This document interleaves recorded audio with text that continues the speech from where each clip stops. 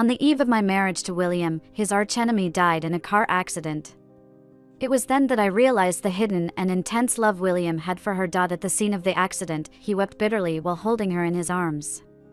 To make up for the regret, he postponed our wedding and embarked on a global tour with her ashes. After coming to terms with the situation, he returned determined to marry me. It was only then that he discovered that the unattended body at the accident scene was me. When I returned from a business trip, I was involved in a car accident outside William's office. The midday sun shone on me, pale and cold. I hovered in the middle of the road, watching William kneel on the ground, crying uncontrollably. He held the face of the person in his arms, full of despair and devastation. I looked at Linda, bewildered.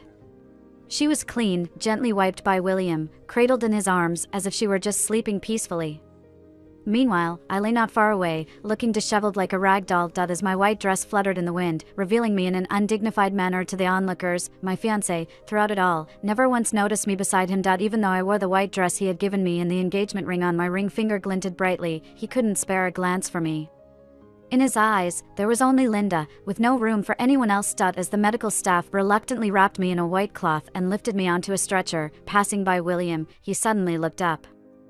I hesitated. Had he recognized me? But in the next moment, he scooped up Linda and rushed past my stretcher, kneeling in front of the medical staff. "Doctor, please save her." In the public eye, William was seen as aloof and rarely showed emotions. Even in front of me, he always maintained a composed demeanor. Even when his emotions ran deep, he would only hoarsely whisper praises in my ear. But now, for Linda, the person who had snatched numerous clients from him, he was shamelessly kneeling in front of everyone, weeping bitterly. As I scrutinized William's face, his features, finely sculpted as if by an artist, betrayed a total breakdown of his usual restrained expression. Twisted and intense emotions filled his eyes, like a rabid, out-of-control dog. Now I understood that he wasn't incapable of expressing emotions. It was just that his disdain, his anger, his love, they were all directed at Linda. The love that had once permeated my very being was swiftly stripped away in an instant. Feeling a bit nauseous, I took a few steps back, not wanting to see his face anymore. Suddenly, a shattered cell phone screen caught my eye. It was a white phone with a cute teddy bear charm Linda's. The screen was frozen on a chat interface with William. The last two messages were from William: "I am getting married." And Linda's response, "Wait for me." It hit me suddenly how I had died. I hadn't told William about returning from my business trip early. As soon as I landed, I went straight to his office, intending to surprise him. The memory of him leaning against the doorframe before my departure, gently saying he couldn't bear to part with me and that we would get married when I returned, spurred me to quicken my pace. But downstairs, I encountered Linda. Holding her phone, her tone gentle but with a barely perceptible scorn in her eyes, she said, "Take a good look, Emily. As long as I don't agree, your marriage won't happen. He may hate me, but he loves me more. I am the one he fights against in love." With that, she sized up my disheveled appearance and smirked, "Hope you have some self-awareness," and voluntarily stepped back. "I don't want to take action against you." I raised my hand and slapped her. After that, my memory becomes hazy, remembering only scattered scenes to the out-of-control van, screaming pedestrians, and William stumbling towards Linda's figure. For some reason, my soul couldn't stray too far from William. I followed him to the hospital, only to be driven away by Linda's family. Returning home, William locked himself indoors. He turned off his phone and wallowed in drunkenness on the couch. He had once remarked that alcohol was harmful to the brain, and at our engagement banquet, he hadn't touched a drop. But now, he drank day and night, seemingly intent on drinking himself to death to join Linda. It wasn't until the fourth day that Louis burst in with his assistant, forcibly punching William. "William, I know you're in pain, but you must pull yourself together today. Aren't you going to her funeral?" William turned his head after being struck, disheveled hair falling over his forehead, looking utterly haggard. He chuckled softly and spoke faintly. "Louis, I regret it. I should have realized my feelings earlier. When Linda was alive, I was always against her. She didn't even know I loved her." Louis faltered. "Linda? Not Emily?" At the mention of my name, William had a momentary pause. He closed his eyes, pressed his forehead, and in a gruff voice, asked, "Was she the one who sent you?" But Linda was already dead. What was she quarreling with a dead person for? It's not like he wasn't going to marry her, the wedding date was simply postponed. Tell her not to make a scene. I stared at William, who was devoid of any guilt. The assistant, upon hearing this, started to say something, but Lewis interrupted him with a raised hand. He looked at William, coldly smiling. All right, since you've made up your mind, then wait for her to return from her business trip, and she and I will have a chat. I hope you don't regret it. With that, he turned and left with his hesitant assistant. I followed them to the stairs and overheard the assistant cautiously asking, "Shouldn't we tell William about Emily's situation?" Lewis hesitated, his voice hoarse and weary. "I'll handle Emily's matter." "Don't tell William yet, he can't handle it.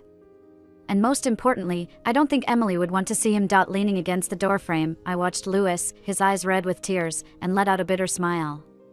The three of us had grown up together in an orphanage and later attended the same university. After graduation, we co-founded the current company. Back then, William and I lived in a humble basement together. When he returned from his engagements and saw me eating instant noodles, he would embrace me with pity, promising to never disappoint me and to provide me with a happy home. His greatest wish back then was to marry me in grandeur.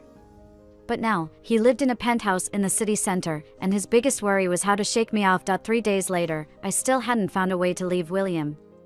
But he, in an unusual fashion, cleaned himself up immaculately. Bewildered, I followed him until he knelt in front of Linda's mansion. It was then that I understood his intentions. He wanted Linda's ashes. Though mentally prepared, my heart ached instinctively. A week passed, and he showed no concern for my absence or whether I was in danger, but he would kneel in front of the enemy's mansion, begging for her ashes. Linda's family was all about profit. They didn't care about the insignificant death of one daughter, they only wanted to wring out her last bit of value. They wanted to trade Linda's ashes for the most important project in my hands. The project was one I had worked tirelessly on for months, accompanying clients to the brink of exhaustion, finally securing it after 3 days in the hospital. At that time, William had uncommonly scolded me, accusing me of not taking care of myself. And now, without hesitation, he agreed to the trade. Amidst the heartache, I felt a pang of regret. The efforts I had put in for our future had ultimately become a stepping stone for him to pursue Linda. The urn was handed over by Linda's half-brother Peter. William accepted it cautiously. As the ambient lights flickered, he looked down, his dark lashes casting faint shadows on his fair face. A tear slid from his reddened eyes. "Thank you," his raspy voice dissipated with the wind. The last bit of love in my heart shattered. After receiving the ashes, William rushed unrelentingly to the airport. On the way, he received a call from Lewis. The voice on the other end sounded distorted and agitated. "Your assistant said you booked a world tour cruise ticket and are leaving today." "William, have you lost your mind?" William silently held the receiver further away. Clutching the urn tightly, the clear black hues in his eyes exuded a delicate tenderness. Yes, with Emily. We missed out on so many years, and I don't want to have any more regrets.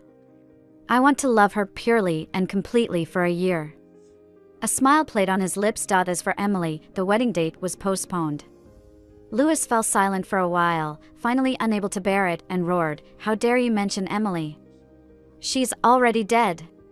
She died right in front of you." William lowered his eyes, sighed softly. "Lewis, why are you still indulging in this nonsense? We haven't even been out these days, how could she have died in front of me? Stop making these tasteless jokes in the future." Lewis became extremely angry and laughed. "I'm not joking, believe it or not." "Fine, Lewis, no matter what you say, I won't come back. The company is in good hands with you and Emily, I trust you." His tone was calm yet firm. "A person only lives once, let me indulge this once." With that, he hung up the phone, decisively took out the SIM card, and forcefully snapped it in half. I gazed down at the darkened screen, unconsciously visualizing Lewis's furious face. His temperament has always been impatient. In our senior year of high school, I topped the year-end exam. The day after the results were announced, as soon as I entered the classroom, I found my desk filled with garbage. Before I could react, Lewis, in a fit of anger, threw his bag, grabbed the collar of the culprit, and dragged him out of the classroom. William silently handed me a cup of hot water, carefully cleaned my desk, and then went to find the teacher to check the surveillance footage. I didn't do anything, just sat there, once, twice, and again topped the grade. Looking back now, from childhood to adulthood, we have always maintained this division of roles. Lewis charging at the forefront, William providing strategy, and me guarding from the rear. The three of us are indispensable. And now, Lewis has lost 2 companions at the same time. I am very worried about him. William, on the other hand, does not share this concern. After getting off the plane, he even took the time to get a beautiful urn for Linda. It was elaborately carved and adorned with jewels. The vibrant and flamboyant appearance resembled Linda. I remembered the scene when I first met Linda. We three went to a bar to celebrate Louis's birthday. In the noisy and crowded dance floor, Linda, in a red dress, stunningly beautiful, stood out. She staggered into William's arms, looked up at him. Perhaps the atmosphere was too provocative. She provocatively glanced at me, then turned William's head and kissed him. William was stunned, his pupils contracted suddenly. He pushed her away forcefully, took a few steps back. Where did this crazy woman come from? He frowned, looking at Linda, who had fallen on the broken glass, then turned and held my hand. He spoke with disgust in his tone and a cold expression. But I noticed a hint of crimson slowly creeping up his neck. That night, Linda's hand was cut and left a scar. Later, every time she attended a banquet, she would wear gloves. William probably regretted it. So now, as he clenched the carving knife, disregarding the scars on his fingers, he carefully inscribed her name on the urn. Beloved Linda. In just 4 words, mixed with blood and tears, accumulated with belated guilt and love. I stood on the balcony of the cruise ship, feeling the sea breeze. The sunlight filtered through the curtains, casting intermittent shadows on William's face. He lowered his head, gently wiping away the bloodstains on the urn. As if on the day I arrived at the orphanage, he wiped away my tears and runny nose with his small hands. Then awkwardly comforted me, Emily, don't be afraid, Big Brother will protect you forever. In fact, traveling around the world with William. Apart from being nauseous, the experience was quite good. I have never been to such beautiful places before. He would plan ahead for a few days, then bring Linda's ashes and take serious photos of the scenery along the way, sometimes even explaining the history of the places they visited to her. When curious passersby asked, he would proudly admit, "This is my wife." And our engagement rings, he casually gave them to a street artist in exchange for a painting of him and Linda embracing in a bar on his first stop of the journey. The trip went smoothly, but William would occasionally gaze into the distance, lost in thought. We had a difficult life in the past, with no time or money to go out and play. So we would just lie in our rented room, fantasizing about where we would go in the future. But as we became busier with more money, we had less and less time for leisure. He said, when we get married, we will go to Iceland for the northern lights on our honeymoon. And when we get older, we'll go to a peaceful place to retire. But I didn't wait for marriage, nor did I wait to grow old. The fact is, nothing lasts forever. Anyone can part ways at any time. One day, several months later, William passed by a bridal shop. Perhaps the wedding dresses in the window caught his eye. As he stopped involuntarily, I walked over to take a look. The wedding dress was beautiful. The cascading skirt flowed down, as if falling from the Milky Way in the mortal world, exuding a hazy ethereal aura. It was very similar to the one William and I tried on together. William stood quietly in front of the window, with a glint of anticipation and nostalgia in his eyes. That night, he held his phone, looking at our old photos all night at the hotel window. From high school, to college, and now. In almost every picture, I was looking attentively at the camera. And he was looking attentively at me. Old photos flashed on the screen, and finally, William's fingers stopped at my high school graduation photo. His gaze crossed time, meeting 18-year-old me. The next moment, as if scalded, he suddenly put down his phone, nervously rubbing his ring finger. But there was nothing on it. He had long exchanged the engagement ring for a painting. Standing beside William, I looked at him coldly. What is he afraid of? Is he afraid of facing the me who used to look at him with adoration at 18? Or does he remember how much he loved me once, fearing he made the wrong choice, but it doesn't matter now? I didn't do anything wrong. I should reflect on my judgment and choices, not on my sincerity and love. Early the next morning, William, for the first time, left without bringing Linda's ashes. He rushed to the store and ordered a new pair of diamond rings. The rings were named New Beginning. The shop assistant smiled and asked, "Honeymoon with your wife?" William's lips curled up, his eyes filled with relief and hope. No, it's a fresh start. That night, he buried Linda's ashes on a quiet island, spending the whole night talking to her. I have to go, Emily is waiting for me. I have let her down once, and I cannot afford to make another mistake. But I don't regret loving you. In this life, we are destined to be apart, but in the next life, let's be together properly. After burying Linda, William hastily booked a ticket back to his home country. When he got off the plane, he went straight to the company. Along the way, he appeared calm, but his face betrayed an unmistakable nervousness and anticipation. However, this anticipation faded away when he couldn't find me after searching every corner of the office. He impatiently pushed open Lewis's office door. I peeked in and looked at Lewis. After not seeing each other for a year, he had slimmed down, but his demeanor was much more composed. Seeing William bursting in so recklessly, he just gave him a disdainful glance. "Where's Emily? Is she avoiding me?" William's voice was quiet, tinged with weariness. Lewis stared at him intently. After a while, he scoffed.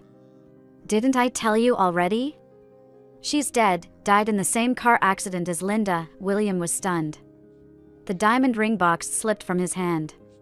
The afternoon sun was bright, reflecting from the falling diamonds, stinging the eyes. As if suddenly realizing something, he raised his head abruptly, his face turning as pale as paper. "What did you say?" He gritted his teeth, his voice sounding as if forced out from his throat. Lewis, losing patience, bent down to retrieve several papers from the safe, and viciously threw them at William. "She died together with Linda, in front of you. Before she died, she was struggling to crawl towards you, trying to seek help from you. Didn't you see it?" The sharp edges of the papers cut William's skin, and he turned his head. A few traces of blood appeared on his fair face. His tall figure trembled for a moment, gazing blankly at the falling papers. "That is my death certificate." "No, it can't be, this is not her." William collapsed on the ground, clutching at his chest, gasping desperately. I bent down to take a look. It's quite bizarre to be able to see your own death certificate with your own eyes. In just a few lines, it encapsulated my 27 years of life. Lewis's eyes were fierce, his voice suppressed with anger. "The day she returned from a business trip and came to the company to find you, she coincidentally ran into Linda downstairs. A car lost control and crashed into them both. My sister, who we relied on for 20 years, died right in front of you. What were you doing at that time? You were holding your dead lover, crying and pleading with doctors to save her. I handled her affairs alone, and I was worried you wouldn't be able to handle it, so I didn't dare tell you. During those days, I couldn't eat or sleep well. Every time I closed my eyes, I could see Emily crying out to me in pain. But what did you do? You disappeared with your dead lover's ashes. William, why couldn't it have been you who died then?" I watched Lewis, his eyes red with emotion, feeling a sharp pang in my heart. At this moment, the one I couldn't let go of the most was him. Abandoned by his parents since childhood, he finally had a family to rely on, but now, he was left all alone. William's dark pupils trembled slightly. In the next moment, he started coughing violently, blood streaming from the corner of his lips, staining his white shirt. With a dazed expression, he reached out to touch the blood-stained proof of death. For 20 years, he had written my name countless times. And now, he seemed to be unfamiliar with those 3 words, stubbornly and unbelievably rubbing them repeatedly. The blood smudged, blossoming into a bright red rose on the paper. I watched William holding the death certificate, feeling a mix of bitterness and regret in my heart. I didn't feel sorry for him. I only pitied the me who had once tried so hard to live. A gust of wind squeezed through the narrow gap in the window, emitting a hoarse, muffled wail. Lewis, impatient, stepped forward, grabbing his collar and glaring at him through gritted teeth. "Who do you think you're disgusting with that appearance? Don't be pathetic in front of me." William gently pushed away his hand, rolled up his sleeves to wipe off the bloodstains from the corner of his lips, and calmly looked at Lewis. "Where are Emily's ashes?" His voice hoarse, his pitch-black eyes tinged with a sickly madness. "She's still waiting for me to get married. I owe her a wedding. Let me see her." Lewis stepped back 2 paces. "Don't dream. William." Despair filled William's eyes as he closed them. After a long pause, he choked out, "Lewis, I am also her family. Please, let me see her one last time." Lewis coldly chuckled. "Are you worthy? The last image Emily saw of you was holding another woman, wailing in agony. She didn't even have time to hate you. How could she possibly want to see you?" William's face turned ashen. "I really don't want to see him. But I don't really hate him much. We relied on each other for so many years. There was no love, but there was some affection. I just regret it. Regret all those days filled with joy, wanting to be with him. Louis turned and opened the door, calling in an assistant. Don't let him in again. The assistant hesitated, but still tried to help William up. William, however, was like a lifeless puppet, unwilling to move. He stood up helplessly, speaking in his usual respectful tone, but his words held no kindness. William, there's something you should know.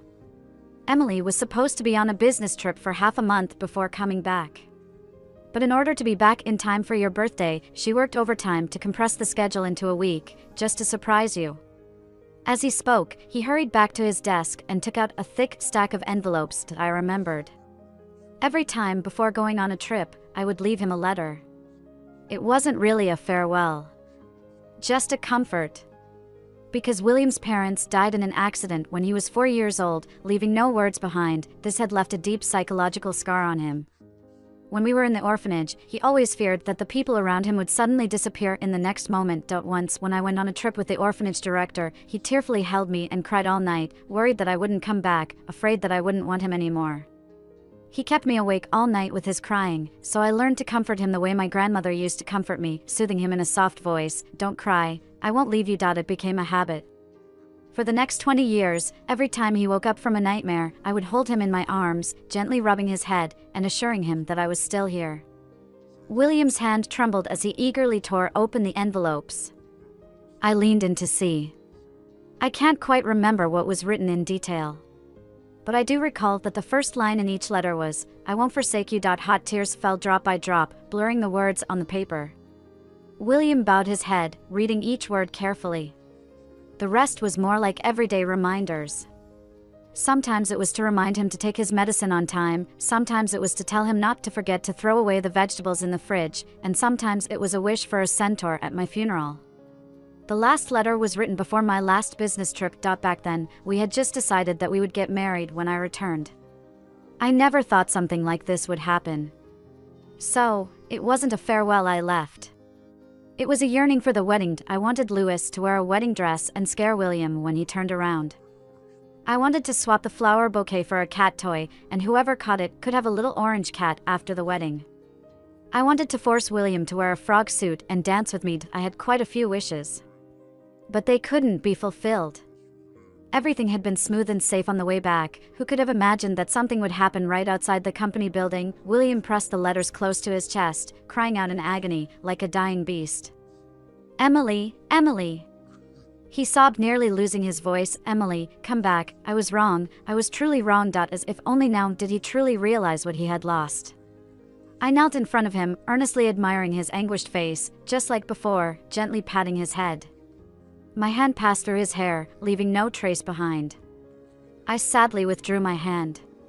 Even though he couldn't hear me, I still wanted to say it. "William, this time, I won't take you." William passed out from crying and was taken to the hospital by Louis. Upon waking up, he seemed much calmer. He stared quietly at the ceiling, lost in his thoughts. After a while, he glanced at Louis standing beside him, then rolled off the bed. Louis didn't move, only staring coldly at him. It wasn't until William began climbing onto the windowsill that Louis hurriedly stopped him. "What are you doing?" Louis grabbed William's arm and forcefully threw him back on the ground. William struggled to stand up, silent, and attempted to climb back onto the windowsill. Louis couldn't bear it and raised his hand to punch him. "What are you doing? Going crazy?" William wiped away the blood from his nose and spoke nonchalantly, "I'm going to be with Emily. She's scared to be alone. You have to manage the company, can't go with her, so I'll go." I was shocked and took a few steps back. "Don't come to be with me, I'll find it annoying." Louis sneered, his tone ice cold. "Be with her?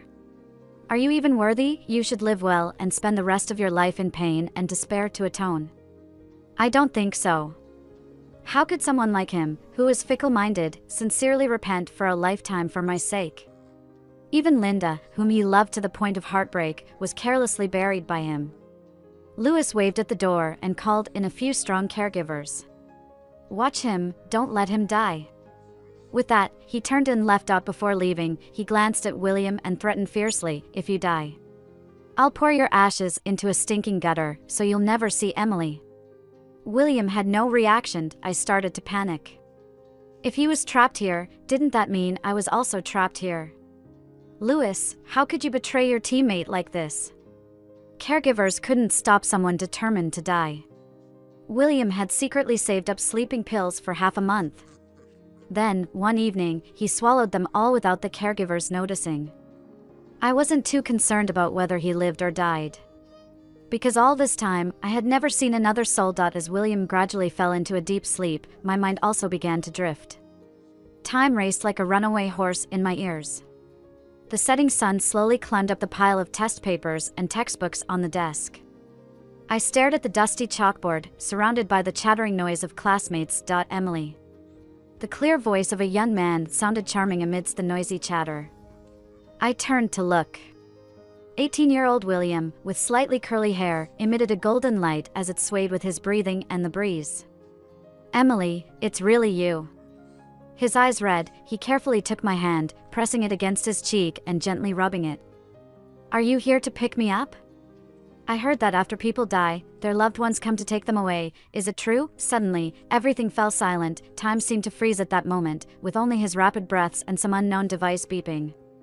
I indifferently tried to pull my hand back, but he held onto it tighter. It's not me. William paused. Why not? I lightly repeated. Why not? Is it my unconditional love that made you forget to look in the mirror?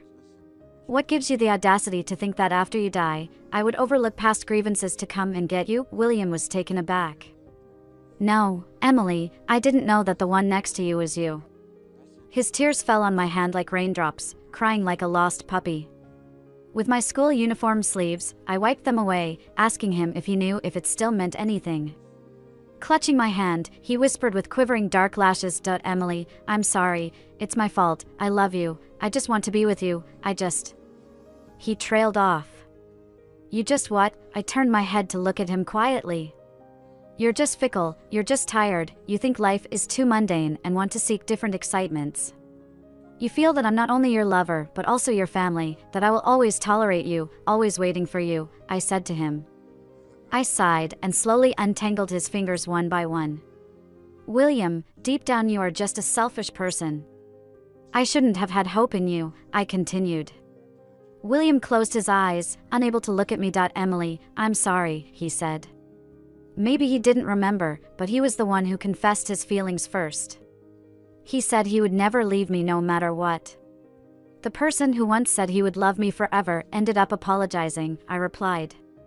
Emily, you can hit me, curse me, hate me, but you can't let me go, William pleaded, looking guilty and desperate. I chuckled lightly. William, do you know what? Actually, even after I died, my soul has always been by your side, I said.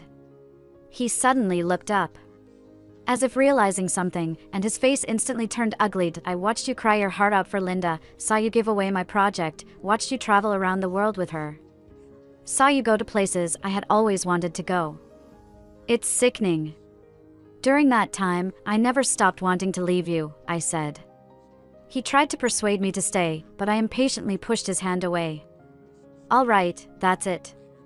William, we were doomed from the start, let me go. I said as I stood up and walked towards the bright light. This time, William didn't follow. Balanced karma will eventually bring reconciliation, and everything will go as planned. Just now, I probably figured out why I was stuck by William's side. It was because of our engagement. I toyed with the hot, tightly bound diamond ring on my finger. Why should I thought. He lost his ring, but it's me who is trapped. The diamond on my hand sparkled with faint light. William proposing to me, his face filled with excitement and determination, his vows still echoing in my ears, as if it was just yesterday. I lowered my eyes and decisively took off the ring. The ring dissolved into silver light little by little. I felt a long-lost sense of relief. My body felt light, as if it could take off at any moment. At the end of the bright light, I saw Linda. She leaned against the wall, looking at me with a complex expression. Why did he choose you in the end? She asked. I glanced at her, politely replied, it's none of your business, and continued walking forward. I ignored her further questioning. Aren't you regretting leaving him like this? I didn't answer her. Regret? I was brave, honest, capable of loving and hating. I hadn't done anything wrong. The one who should regret is not me. I can't remember which Friday night it was. I had dinner with Emily and William as usual, then left. Many years later, I realized that it was just an ordinary farewell that night, and I would never see them again in this life. William didn't make it. He took too many sleeping pills and had no desire to survive. All my family is gone. In the end, I couldn't bear to scatter his ashes into the sewer. After all, we grew up together as brothers. So, I found a place where he and Linda were buried together. I buried them side by side. Emily's epitaph was engraved according to what she had mentioned before.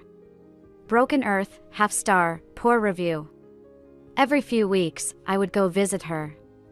Tidy up her grave, pour her some tea. Sometimes, when work got too busy, I couldn't make tea in time. I'd just pour some oriental tea leaves there.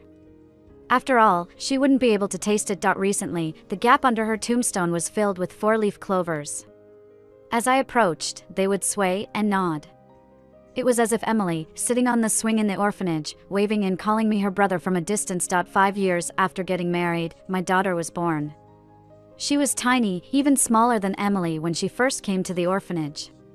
When I received her from the nurse, I was stunned. Tears flowed uncontrollably. On her shoulder, there was a birthmark in the shape of a 4-leaf clover, gently waving at me with her breath. Actually, the first time I saw William was not in a bar. It was at a company presentation. The three of them sat together, like an inseparable triangle. William was attentively looking at Emily, not sparing a single extra glance for anyone else. She raised her hand, he handed over water. She shrank her neck, he gave her a coat. I was envious. Meanwhile, my half-brother came up to me disgustingly. Getting into the company doesn't mean anything. Dad won't entrust important projects to a girl. The family's fortune is all mine, don't have any fantasies. I was even more envious of Emily. What does it feel like to be loved by someone who is attentive and caring? That day in the bar, I boldly approached him. Although he pushed me away, both he and I knew he took the bait. Emily's heartbroken expression was so beautiful to witness. After that, every time he saw me, he would glare at me. Seeing that cold and collected face expressing such a rich array of emotions because of me, I felt a sense of accomplishment. In the business world, we ruthlessly fought against each other. In our personal lives, we would exchange insults upon meeting. If things got heated, I would grab his hair and bite his lips. He wouldn't back down either. I thought I was the special one in his heart. Later, I found out I was completely wrong. That despicable Lewis buried William alongside me. I heard that a soul without attachment can reincarnate. In very rare cases, a soul without attachment might linger in this world due to certain ties. During that time, neither humans nor souls could see her. Emily must be in such a situation. Unable to reincarnate, I realize that I have attachments. My family doesn't love me, they see me as a resource to exchange for projects. The person I love doesn't love me back, he sees me as a plaything for seeking excitement. I wanted someone to love me, but that's impossible. William can't reincarnate either. He's even more ridiculous. He hopes that Emily can forgive him, which is even more impossible. So, we remain like this, mutually detesting each other, never to be reborn.